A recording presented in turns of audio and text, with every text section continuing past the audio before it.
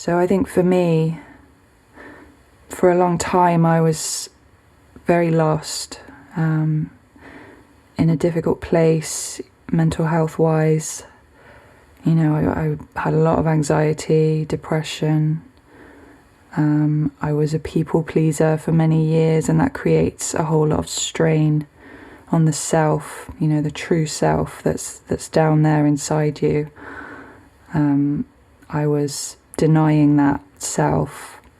I was abusing that self, playing these roles in my life, you know, that were inauthentic. And I think I knew that on some level, maybe subconsciously. The body knows that, you know, the body carries the stress and the anxiety and the strain of it all. And for many years, I was searching for a way out of that. I didn't know that consciously. And meditation was the first step for me to get out of those roles, to learn to be a different way. And it was also the thing that helped me find my way back to my creativity, because I was very creative when I was younger, but then I fell out of it when I entered secondary school, really, and all of that creative spark was extinguished, which is what tends to happen in the school system. So I was in my mid-20s and was very depressed, was in a job that I really didn't like working. I was abusing alcohol and other substances. I was just very adrift. And I'd always heard about meditation, but not really understood it or what its purpose really was. But I was interested in it, definitely. So for me, it was transcendental meditation that I found my way to at first. And this is a form of meditation that you go and learn. You go to your local TM center, and a person teaches it to you. You get a mantra, which is like a noise or word that you repeat in the meditation, and that helps take you down into a deeper place. And that was it for me, really.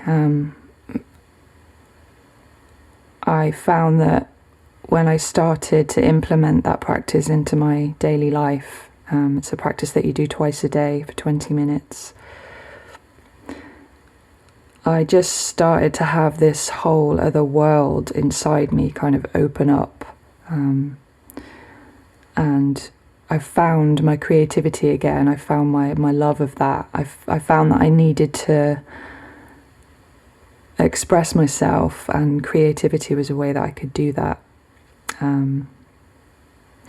So yeah, that's my journey to meditation, and there are pluses and minuses to TM for me. We'll go into that a bit later maybe, but that was definitely the start of the journey that I'm on now.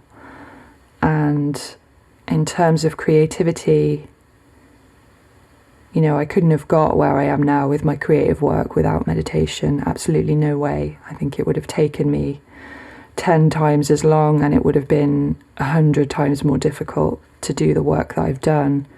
You know, writing 2 novels, for example.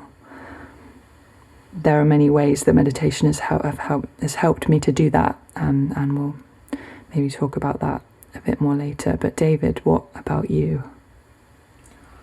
How did I get into? Yeah, and what are the techniques that you've found have helped you? It's a big area. I think for me,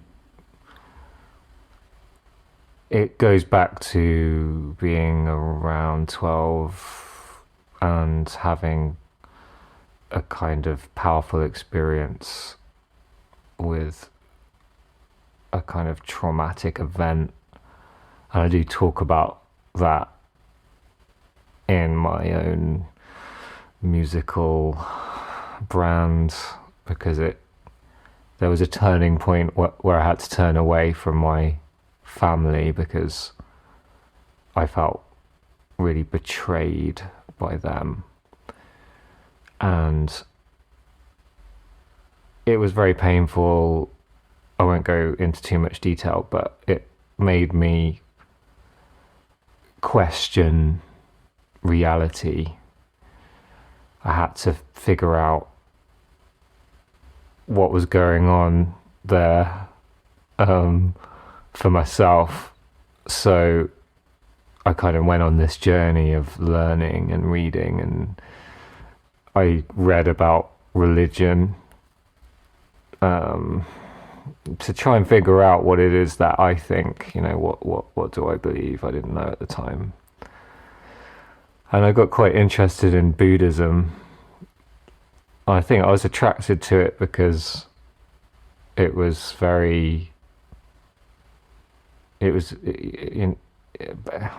a pacifist, so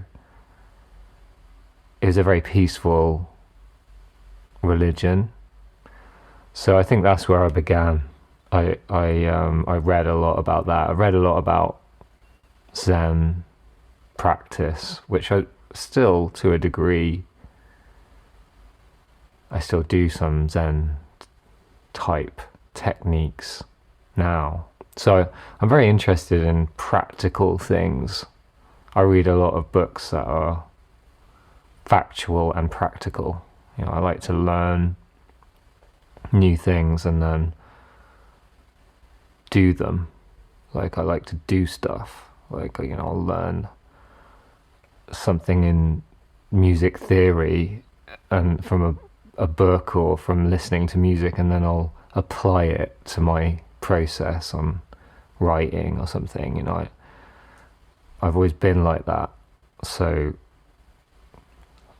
spiritual practice, I'm using the word spiritual, but you don't have to use the word spiritual, because these are very practical things. I was interested in Zen and Buddhism because they had practical techniques that I could learn and do.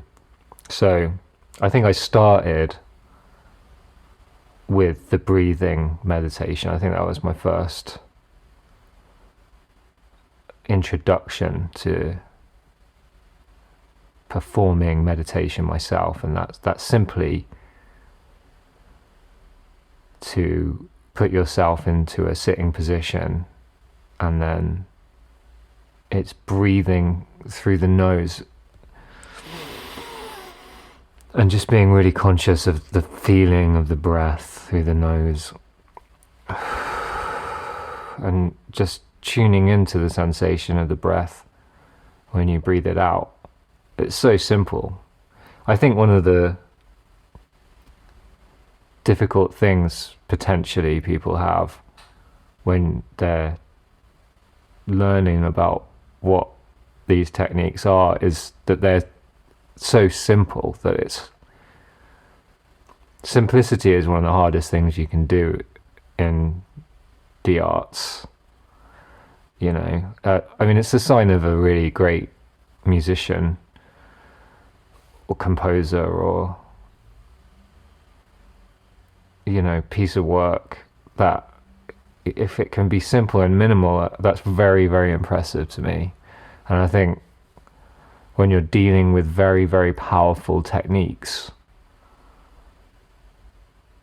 that they tend to be incredibly simple, and that can be very difficult at first, because it's like, what, I just sit there and breathe? Don't I do that already? It's like, no, you don't do it mindfully already. And it's like, well, what does mindful mean?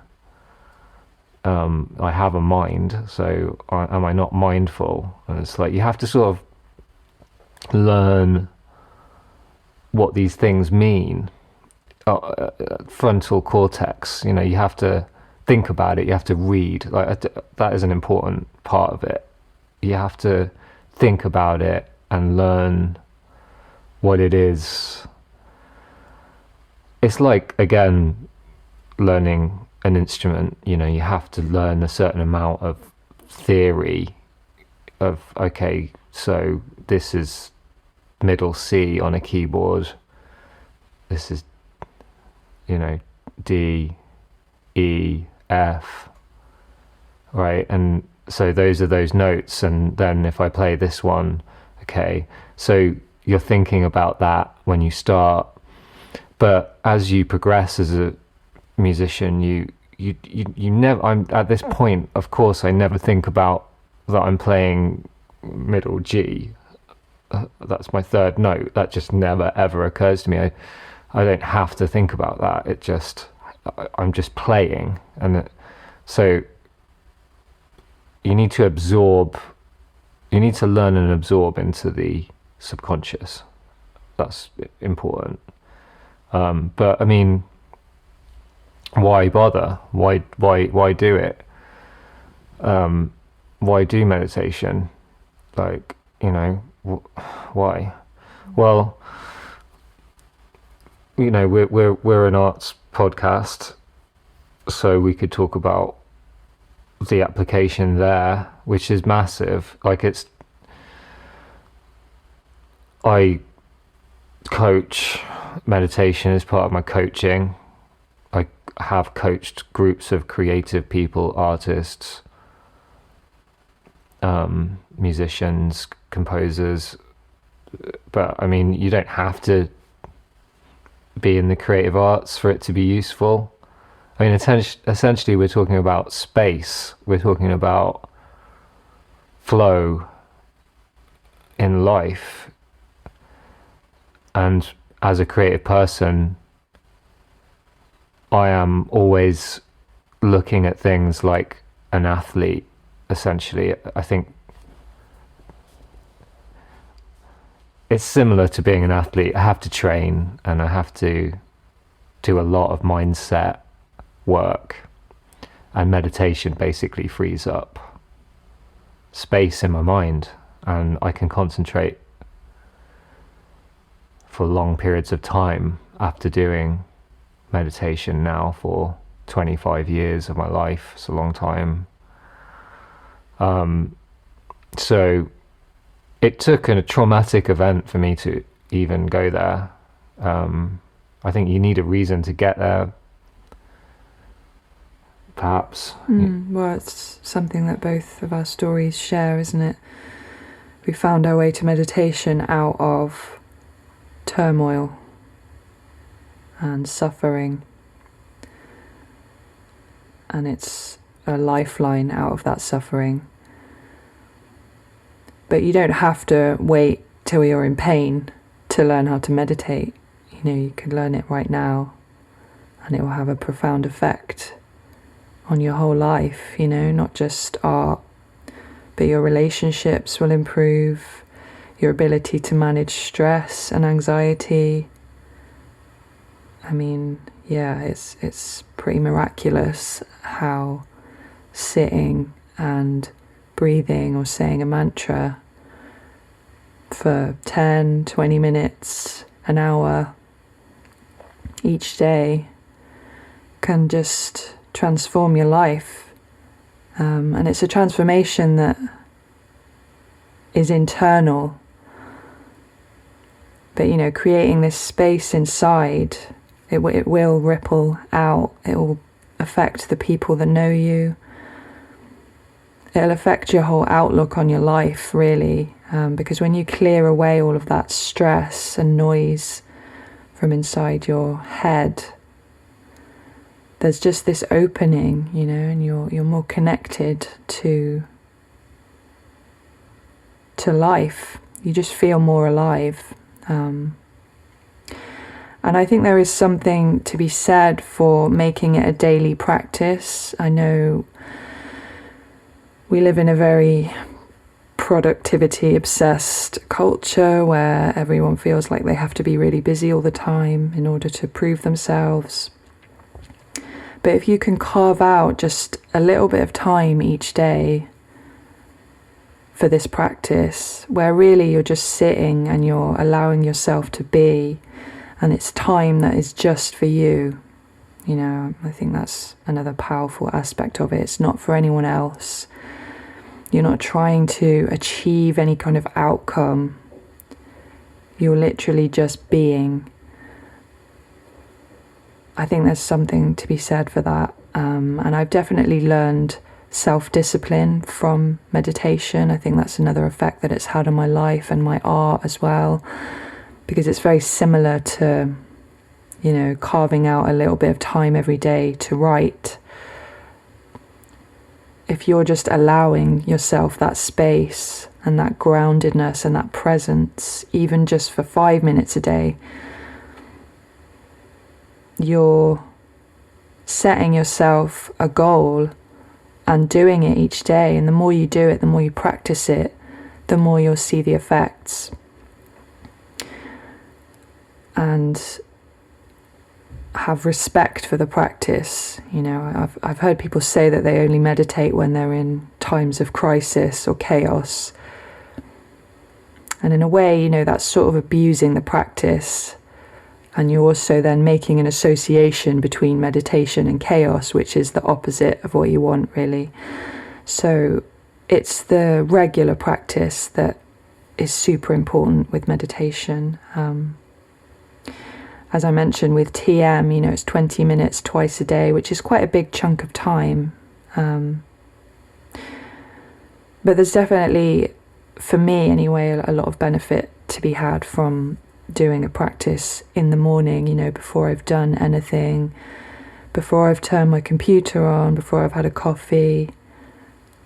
Just having a little bit of space in the morning, just after I've woken up, as my mind is sort of just turning itself on, and, you know, before the flood of notifications and work and all of that stuff comes in, to just have that space. And then again, before I go to bed,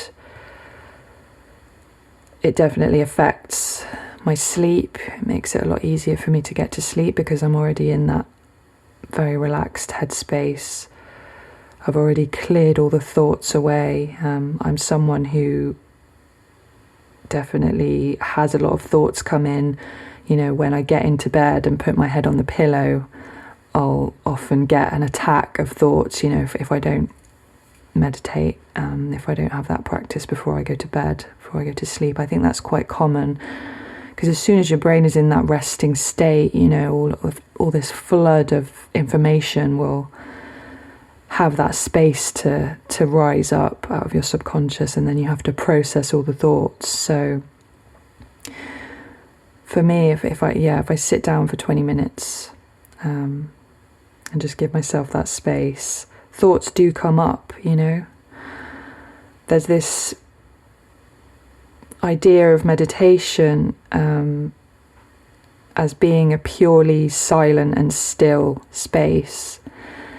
I think that's definitely a misconception, and I think that's why a lot of people feel like they've failed at meditation, because they've tried to do it, but their thoughts are so strong and the noise is so loud in their brains that they give up on it, because it's so overwhelming, especially if you've never given space to yourself, you know, inside your mind.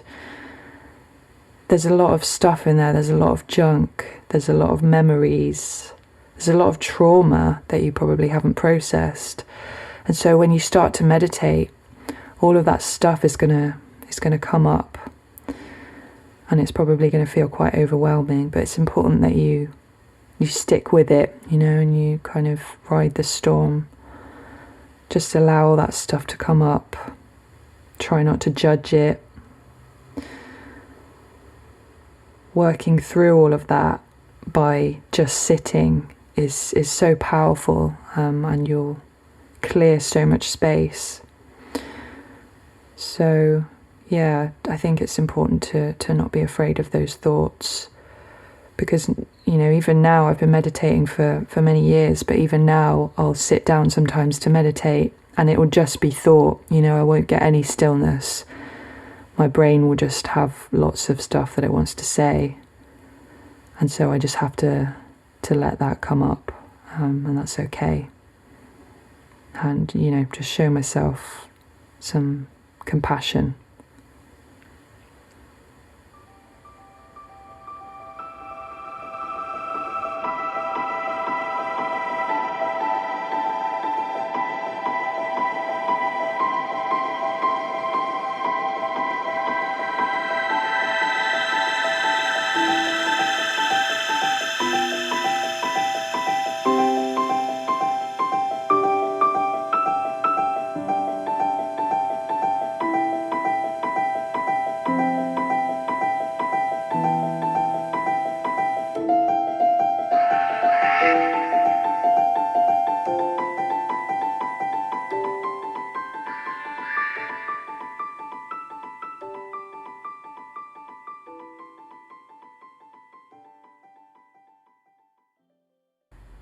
Yeah, it's just nice to have a bit of peace. Bit of peace and quiet from the loud world. Yeah, you need it. Definitely. Peaceful time for yourself. To just do nothing and just sit there and close your eyes. It's very simple. And I think we've been talking about basically one type of meditation, which is, we'll call it a clearing technique of meditation. And that's fundamental to life as far as I'm concerned. You've got to have that. I've got to perform that every day, more or less. I personally, at the moment, have a daily habit of doing about an hour in the evening. But sometimes that hour will be the clearing technique, and that's it. But I also use a lot of other techniques, because there's a lot that you can do with meditation. And I think you want to familiarize yourself with the clearing technique probably first. I would recommend that if you're looking to start doing a practice, that's the one to begin with, because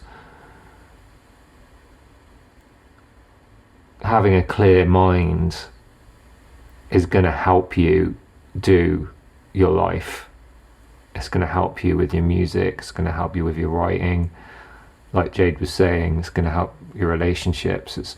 You're going to start to feel more love, more capacity for love and gratitude and connection, and creativity is going to be available to you, because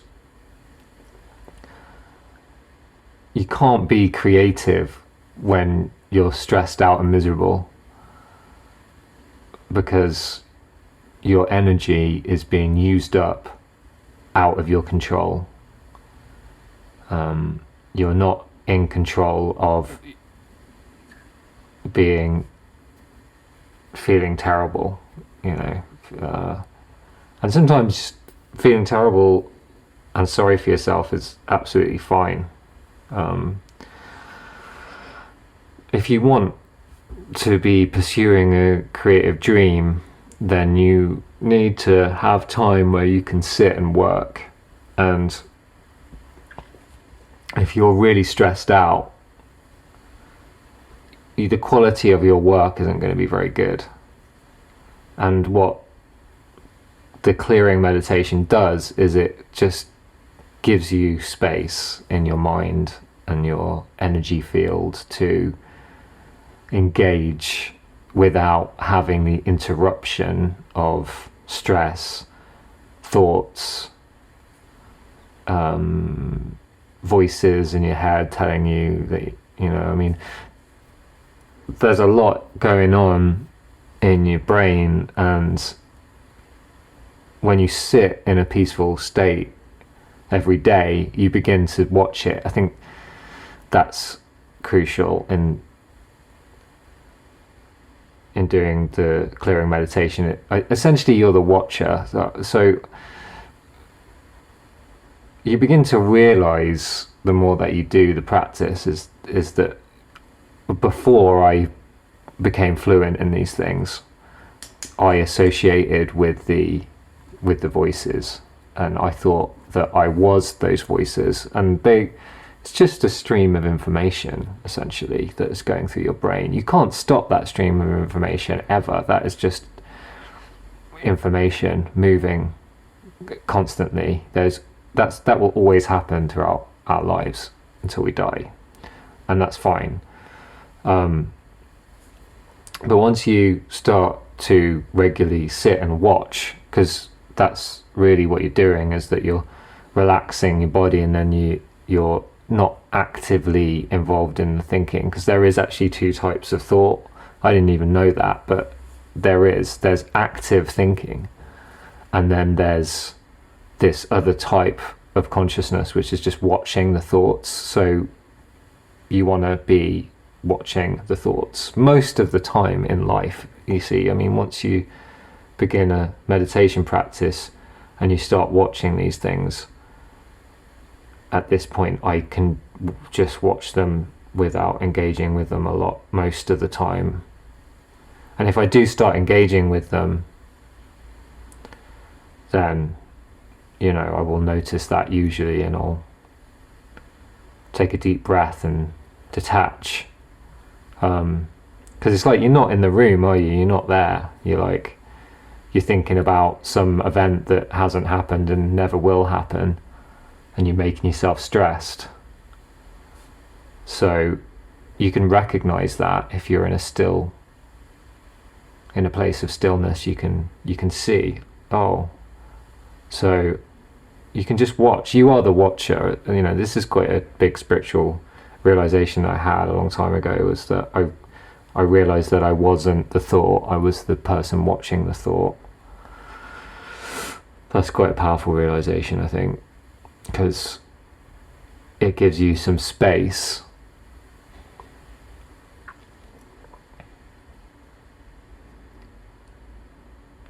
and that's exactly what you want. You want stillness and you want space, because then you can operate from that into the world. You can project that, you can make decisions from that, you can be creative from that uninterrupted time, and then that's really your intuition. You're connecting with your intuition, and your intuition is incredibly powerful. The subconscious has 1,000,000 times more processing power, and I'm not exaggerating that number. That is a factual number. You can look it up.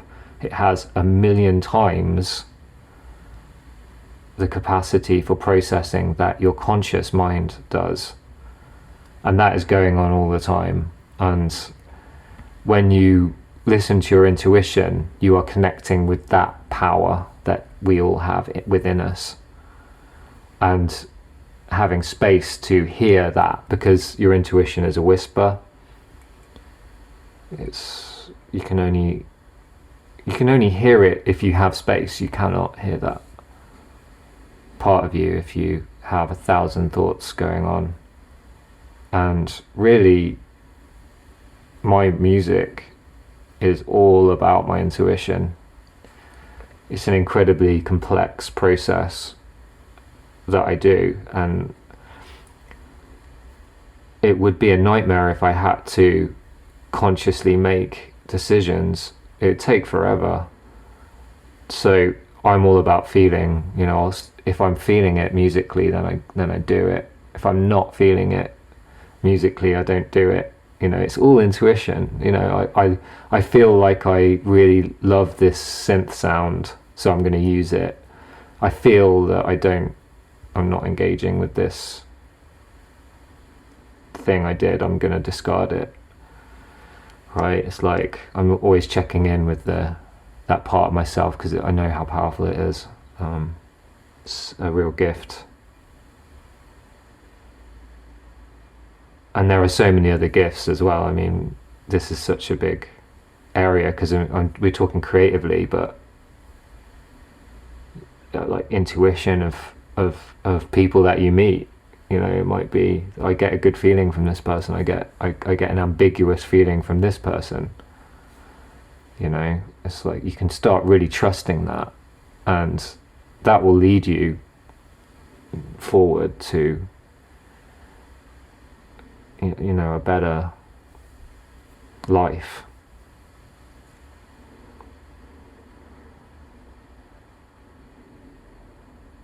Yeah, I think trust is a good word, because you're really building trust in yourself, and I think if you've been through trauma, or if you've experienced any kind of mental health issues, as I did, you know, a period of depression, you really lose that trust in yourself and your own intuition.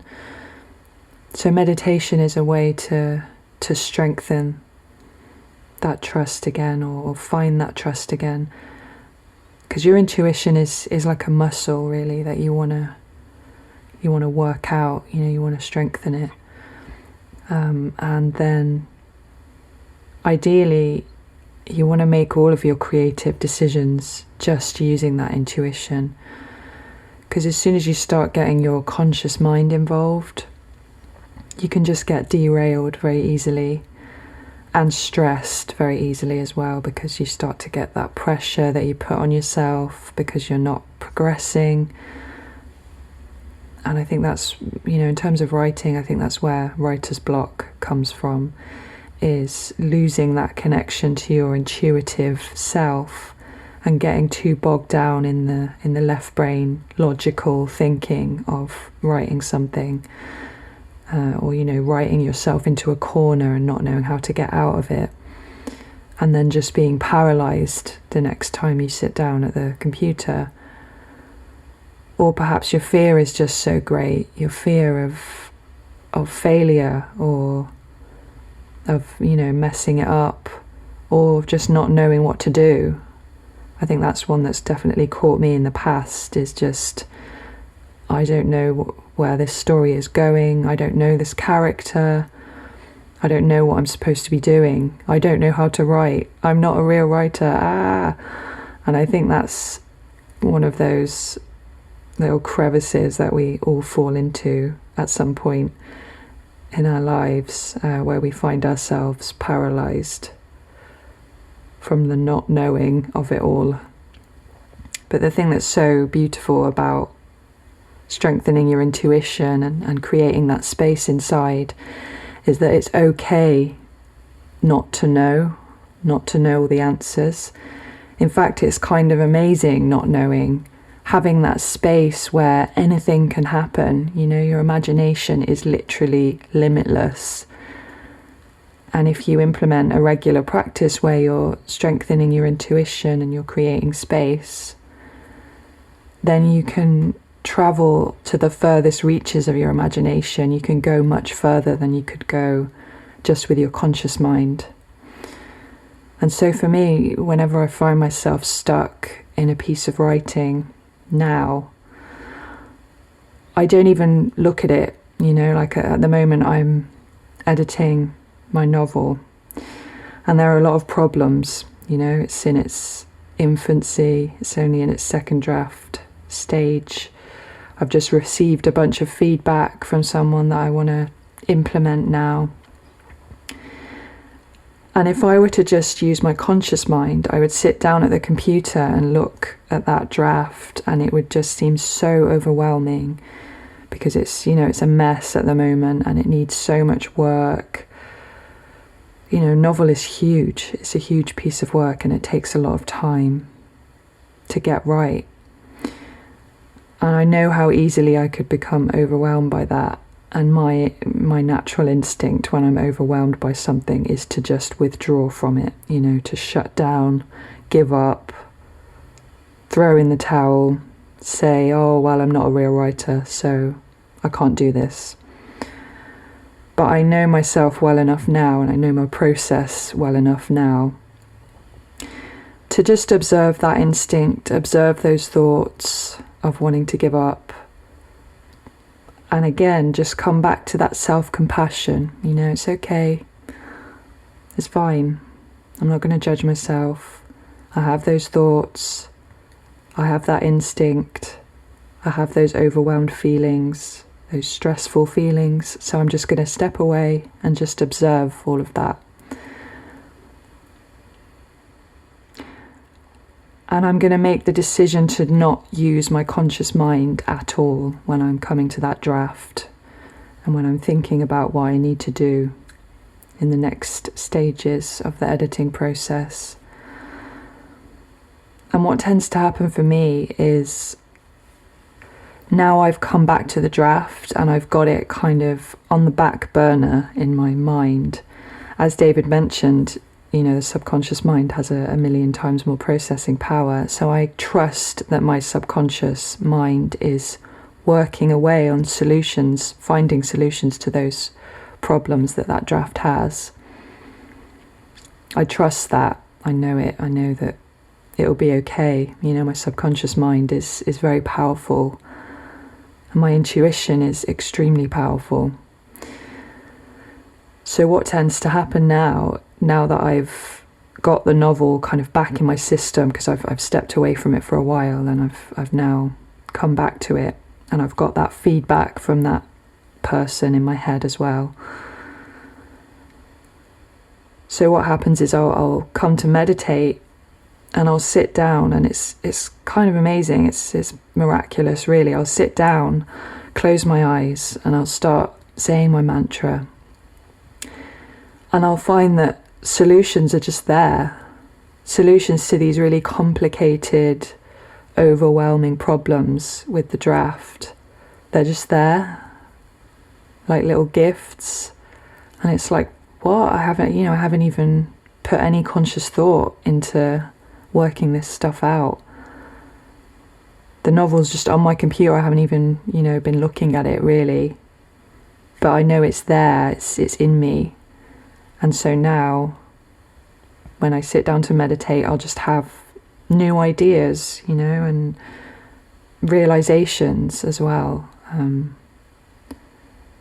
Is another big part of meditation for me. Is I'll sit down to meditate, and I'll have some of the biggest realizations that I've ever had about my creative work, but also about my life and myself. All of those big realizations have happened for me when I've been meditating, or when I've been in a place where there's just a bit of space and stillness. And that can happen at any time. You can live mindfully. You can sit down and eat your dinner in a mindful way. It's just about creating space. You can go for a run and be mindful, really be paying attention to your feet hitting the floor, and the breath moving in and out of your body, and the air around you. So these ideas, these solutions to problems, realizations, they all come to me, when I'm meditating, or when I'm in a place of space and stillness. It was, it still amazes me now when it happens, and it happens a lot. And what I tend to do in that situation, if I'm meditating, I'll keep a notepad and a pen nearby, and I'll just very gently come out of the meditation, scribble down whatever the idea is or the solution, and then go back into the meditation and, thank my intuition for giving me that gift. No stress involved, no need to involve your thoughts or your conscious mind, just let it happen.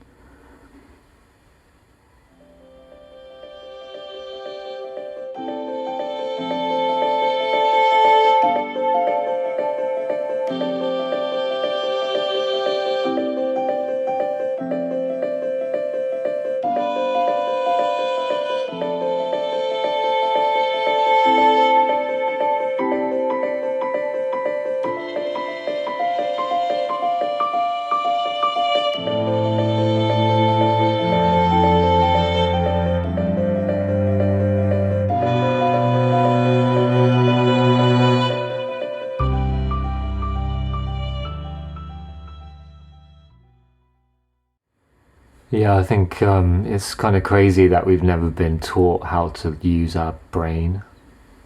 Like all of that crap that I had to sit through at school. It was just unbelievable how useless that all was. Like I do think about an ideal world where children are taught how to use their minds and what their minds are for, how to control their emotions, how to communicate to themselves internally. Like this stuff is like absolutely crucial to the way the interactions of human beings are. And you look at the world and you see how problematic it is. and there's just so much unnecessary suffering that goes on, and it's an internal suffering that is inflicted on ourselves, and it's unnecessary, frankly. And if people had more awareness of how to use their mind, it wouldn't have to be that way. It's a pretty bold statement, but I know that is true, because I have been on this journey of self-development since about 12, like I mentioned. That was really an event that catapulted me into having to figure out the world for myself. I have spent this last 25 years or whatever it's been trying to figure all this stuff out, and I'm finally now in my late 30s at a place where I feel like I've almost mastered myself in terms of using my brain. So I think what's really important to realize is that I am a system, you are a system, right? Like, there are different parts of you that do different things, and we talk a lot about left brain, right brain. So what does that mean? So left brain is conscious thought, right? It's like thinking consciously about something. Logic, yeah. So you might sit down and think about a sentence, or think about something that you're going to do, right? But right brain is intuition.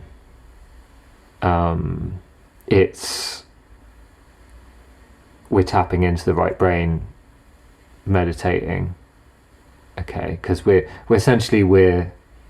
making space in our conscious mind so we can involve ourselves with the right brain. And systematically speaking, most of our lives is unconscious. Like, we're not consciously involved in it. I think it's about 5% of our lives is conscious. 5%. 95% of your life you do not even realize is going on. I mean, that's kind of amazing, right? Like, your subconscious is by far the most powerful system that you have, right? It regulates your blood, it runs your heart, okay? It's fixing cells, it's doing stuff that you never have to engage with consciously, because you are so limited to how you can use your attention of your conscious mind. Your conscious mind just couldn't do that stuff. It's just way too much. So your subconscious is an entity in itself, and you can talk to it. Like, it basically has the equivalent emotional age of a 6-year-old. I do a lot of hypnosis with clients, and I do hypnosis on myself. And I regularly check in with my subconscious and thank it for all that it does, because it's amazing. It's an incredible part of me, and I'm eternally grateful for it. And its primary objective is to keep us safe, to keep us alive. The human race has survived for thousands of years, and it's because our subconscious has been keeping us alive. So its primary objective is to keep us safe. So it's really important when you're communicating with your subconscious to let it know that any changes that we're going to make, any developments that we're going to incorporate are going to be as safe as now or safer. That's something that is very important. So my process, and this might be hard to believe for some people who might not be so familiar with this material. I'm getting quite deep with this now. I wanted to, we've talked about clearing out meditation, but I just want to touch on some of the other possibilities because I don't think they're widely available. Like, I think TM is a great transcendental meditation, by the way. When we say TM, it's transcendental meditation. I think that's a great technique. I get frustrated with it a little bit because I find that I want other techniques as well. So I have gone on a quest to find other techniques, and I will recommend a audio book called The Silva Method. It's SILVA. If you want to get into some other techniques. So what are some of the techniques? Well, I'm just going to blow your mind here. You can manifest you can manifest things into reality.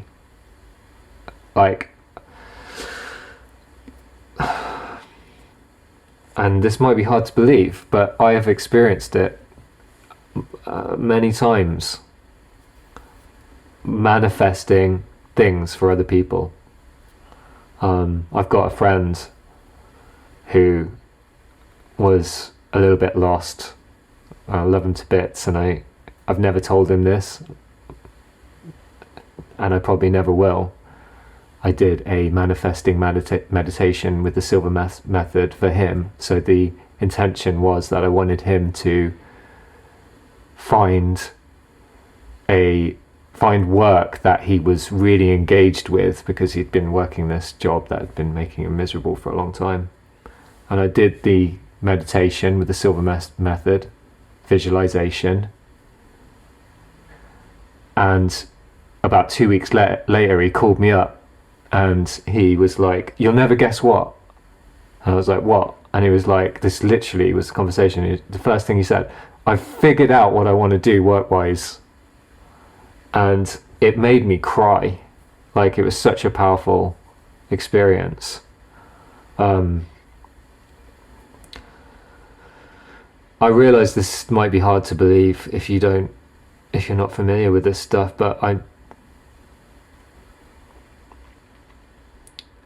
reality is really a feedback loop from a place that's deep internal. It's like you can change the world by going inside and doing this type of work. You change your life, you change everything, your relationships. I use hypnosis. Basically, a way that you can communicate with your subconscious is doing it without realizing you're doing it. Okay, so Darren Brown does this in his work, which we love, obviously. We could do another show on hypnosis. I'm just going to mention it. I make hypnosis tapes where I put so many layers together that you can't consciously listen to it. Like, there's like 15 layers of voices with hypnotic language. I'm big into writing hypnotic language. And I'll meditate with that, listening to that.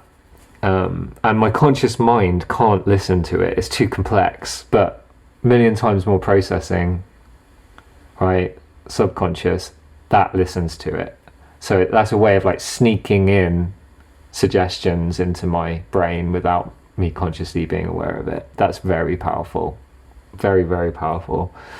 And I also use questions. So at this stage, I am able to have a direct dialogue with my subconscious, and I call it my intuition. I've named it my intuition, and I talk to it. I'll sit and meditate, do the clearing exercise for like half an hour or something, and then I'll ask a question if I'm having a creative problem. So for example, recently I just finished 15 new pieces. Well, I say finished, I haven't started mixing them, but I've written them. So I've got these like really exciting new works, and compositionally they're almost there, but I need to basically, the next step for me in my process is to name them and to understand what they are saying, what the narrative is and what the story is and what the name is. So a couple of weeks ago I sat down, I did the clearing exercise, and then I asked my intuition, and I, in a deep state, so I say something like, intuition, in regards to my new compositions, can you please communicate to me the perfect names for them that completely sum up the story and are the correct titles in every way for the highest good for everyone involved. Please communicate this to me within the next 20 hours from now. And the next day I sat down and I named all of them. Like in one go, you know. That process of naming tracks in the past has taken me like 6 months, but because I asked my intuition, I was just ready to do it. So yeah, there's a few things, there's a lot more than that, but I just thought I wanted to sort of like briefly outline some of the more advanced things that you can do with meditation. Yeah, so many techniques, and I think the technique that you choose is really just personal to you and how your mind works. Yeah, there are just so many types, but really what it's about is just learning to be, you know. You can just sit down and close your eyes and observe your thoughts for, you know, set a timer for 10 minutes, and that's a meditation. You know, you can make it up for yourself and just do what feels right. Again, you know, using your intuition to figure out what's best for you is the best way to go about it, I think. I went on a meditation retreat earlier in the year, and you know, that was quite intense because it was, we did 5 sits a day, and the meditations ranged from 35 to 50 minutes. You know, it was more meditation than I've ever done in my life. But there was, you know, there were lots of different techniques that I learned. You know, we did walking meditation, standing meditation, you know, meditating consciously, like while you're eating a meal. And then there were more guided meditations as well. I think if you're feeling a little bit lost or you're not quite sure which one is best for you, there are many guided meditations you can find, whether that's in audiobook format. You know, there are lots of avenues you can go down. I personally find guided meditation almost feels like the control is in someone else's hands, and I just get, my conscious thought gets a bit too involved when I'm listening. So I prefer to just do it completely, you know, in a solitary way of just having my own internal guide, you know, guiding me into those deeper places. So yeah, find the one that's best for you and is going to help your creative process in the most direct way. TM for me is it does that, you know. I mean, it was because of David Lynch that I found my way to TM, because he's a big TM head. He's got his own foundation that, you know, raises money to teach TM to kids and to go and teach it in prisons and things like that, which is, you know, amazing work. And Catching the Big Fish. That's it. Yeah, that was the book that led me to TM. I'll never forget listening to that and just feeling my whole body just, you know, feeling more kind of alive as he spoke about this technique and how it affected his creative process. I mean, his work is entirely born out of this process that we're talking about, you know, connecting directly to his intuition, to his subconscious. That's why his work is so dreamy, you know, because it's purely that subconscious level, his subconscious communicating with the viewer's subconscious. Pretty amazing process going on there. So yeah, find what works for you. We wish you all the best in your quest. Yeah, and if you're interested in further reading, we definitely recommend the Catching the Big Fish by David Lynch, and also The Untethered Soul by Michael A. Singer. Great book. Yeah. And that talks about the voices, and you know, we're always talking about positive intelligence, which is another book. And we'll post some of these on the Instagram, but they're just great. I think like reading has been such an amazing thing in my life, and it's changed my life completely. I'm just trying to think of some other books, because there are lots of other ones that have been really super powerful. I'm just thinking of Supernatural. Who's the author of that? We Are the Placebo is another one. What's the writer called? Dispenza, Joe Dispenza. Check out his stuff. Or if you prefer, you know, go to a meditation center and have someone teach you how to do it. You know, if you're the kind of person that needs more of a, you know, like an in-person guidance or accountability, you know, someone who's going to hold you to being disciplined and doing the practice. I know that for me, going and paying money to have someone teach me how to do TM was a great motivator for me to carry on doing it, because I'm a big sucker for, you know, the whole sunk cost thing where I've put money into this, so I want to get my money's worth. So I'm going to carry on meditating because I've spent, you know, however much it costs, a couple of £100, which is a lot of money to me back then. So that's I know personally for me, if I've put money into something, I'm more likely to follow through with it. So that might work for you as well. Or, you know, reading a book might be enough. I think both. Yeah, ideally you want to just come at it from lots of angles, I think. You need, in my opinion, you need the reading as well as the practical, like, because it's like, it's going to inform the practical. You know, I mean, I recommend it with music as well. You know, you want to learn music theory as well as being an improviser, as well as being a composer, because it informs each other, you know.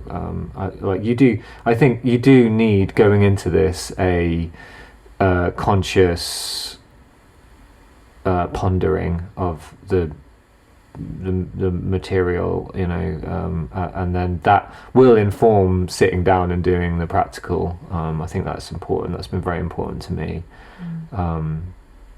Yeah, so I think we've covered quite a lot. Yeah. Today. I hope it helps you. Yeah, and you know, I do coaching with all of this stuff, so if you are interested in doing sessions with me, do feel free to get in touch through our social media. I use a lot of meditation techniques that we've been talking about in development, so I am available for that. We can do a consultation one-to-one, that's free. And if we're a good fit, then we can do sessions. So that is an option. Yeah. Thank you for listening. Indeed. Thank you very much. You can follow us on social media. We're on Patreon, and we've also signed up to Buy Me a Coffee, so you can buy us a coffee if you feel like it. And we've had a couple of people buy us coffees recently, so thank you to those listeners. Yeah, Kate, she's always been such an amazing supporter. Yes, thank you, Kate, if you're listening. Like, oh man, it's amazing. You're just so buzzing when something comes through like that. We were in very high spirits, and and we did. There was another person, and whoever that person is, thank you so kindly. We don't know your name, but we really appreciate you. Massive love.